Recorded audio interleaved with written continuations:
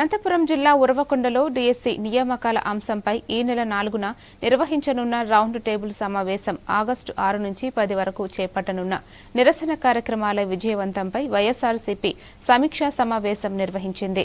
సమావేశంలో పార్టీ నాయకులు డీఎస్సీ నియామకాల్లో జరిగినట్లు ఆరోపిస్తున్న అక్రమాలపై నిష్పక్షపాత విచారణ జరిపించాలని విద్యాశాఖ మంత్రి నారా లోకేష్ రాజీనామా చేయాలని డిమాండ్ చేశారు.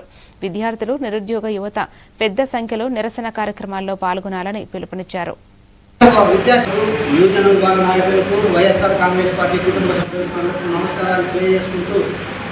మొన్నటి రోజున ఢిల్లీలోని నీట్ పరీక్షకు బాధ్యత వహిస్తూ కేంద్ర విద్యాశాఖ వాళ్ళ పార్టీకి సంబంధించిన వారికి సర్టిఫికెట్లు ఇచ్చుకొని జాతీయ పథకాలు వచ్చిన వారికి కాకుండా వాళ్ళ పార్టీ నాయకులకి పథకాలు రాకుండా కూడా ఉద్యోగాలు ఇచ్చి వాళ్ళని పోస్టులో నియమించారు.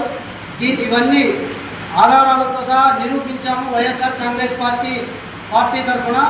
దీనికి అన్నిటికీ నైతిక బాధ్యత వహిస్తూ వెంటనే నారా లోకేష్ గారు రాజీనామా చేయాలన్న ఉద్దేశంతో ఈ నెల 4వ తేదీన మొత్తం మన అన్ని నియోజకవర్గాల్లో, రాష్ట్ర స్థాయిలో అన్ని నియోజకవర్గాల్లో టౌన్ హాల్ మీటింగ్స్ అని, అంతేకాకుండా 6 నుంచి 9వ తేదీ వరకు రిలే నిరాహార దీక్షలు, 10వ తేదీ పెద్ద ఎత్తున నియోజకవర్గ స్థాయిలో ర్యాలీలు కూడా పార్టీ ఆధ్వర్యంలో విద్యార్థి విభాగం, యువజన విభాగం, అంతేకాకుండా పార్టీ అనుబంధ సంఘాలు అందరూ కలిసి ఈ ప్రోగ్రాంలన్నింటినీ విజయవంతం చేయాలని, దీంట్లో ప్రత్యేకంగా విద్యార్థులు, యూత్ పాల్గొని